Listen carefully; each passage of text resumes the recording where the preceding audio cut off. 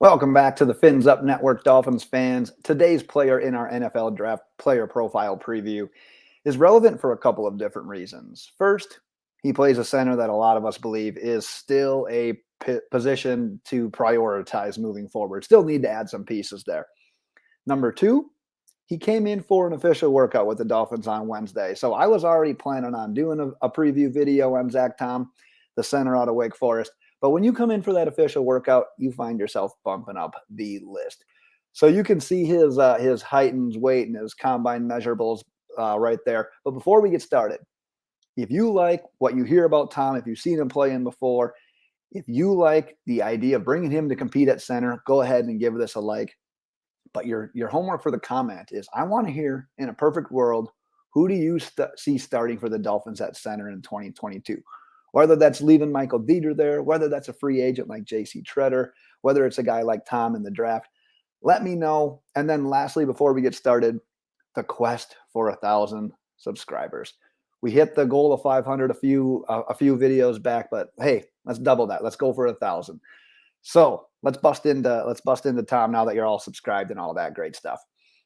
So he graded out as the top center in this draft in regards to relative athletic scores. So what is that? That basically grades a player's measurements on a 0 to 10 scale, and it's compared to your peer group essentially in the NFL draft.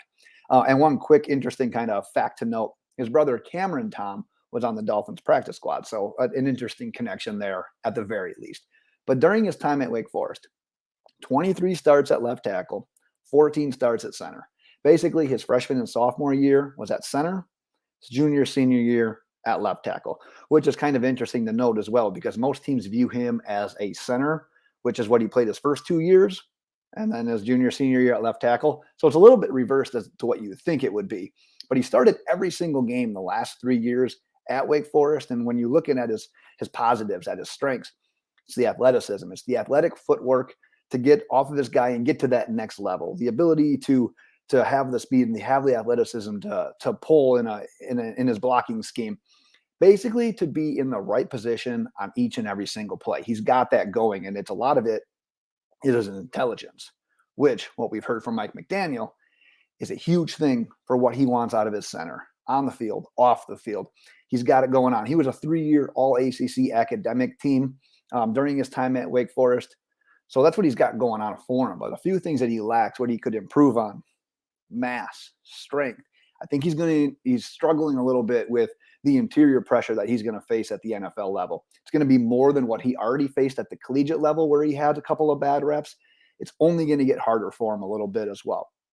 But he falls off blocks a little too early in that attempt to get to the next level. He knows he can do it, but he falls off that block a little bit too early. So while he can get there, sometimes he needs to take a little bit extra time, complete the block of the man in front of him, and then get up. But there's also examples where sometimes he just simply doesn't have the strength to hold on to that block long enough as well. His overall strength, a bit of a red flag, only 24 bench press reps, as you can see down there. But he also struggled with stunts and delayed blitzes at times, but that was more so when he was playing tackle. So I don't know if that's going to be as much of an issue. Like I said, most teams see him at the center position now. So he's probably not going to see as many of the stunts like coming from the outside anyway. So he's going to have a little bit more protection there on the inside at center versus kind of being out on the island at left tackle where he was. But he's got the solid body control. He's got the athleticism. He's got the intelligence. And hopefully that'll be enough to get him started right away as the other skills develop. But we talk about the NFL mock draft database, the collection of all the mock drafts and everything. And they currently have him kind of as the consensus fifth rounder, 143 overall. Miami picks 125 in the fourth round. And then they've got nothing until 2 seventh rounders. So either taking him a little bit earlier, at least in comparison to the consensus mock draft in the fourth round, or maybe a trade back into the fifth to go get him.